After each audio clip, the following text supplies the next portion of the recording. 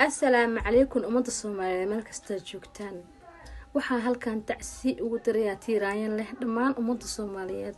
shanta Soomaaliya meel kasta joogto Allah u naxariista abwaankeena qaaliga ahaa abwaan Maxamuud Cabdullaahi Ciise Sangub Allah yarxam raximiin kula nafsada qatilmood jannada firdawsa Allah ka waraabiyo ayaan leenahay abwaanku wuxuu ahaa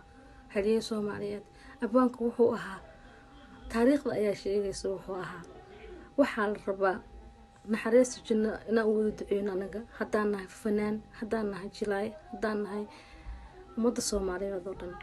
ilaahay naxariista janno Allah geeyo wuxuu ahaa inta kuma soo koobi karo waa xaqiiqad hadaan ka hadlo abwaanka qabiil ma ahayn abwaanka qolo ma ahayn abwaanka ma ahayn Soomaali fakiir kala feeg ma la dhahay waxa sheegay ma aqaan Allah naxariista aabuu tagay Allah naxariista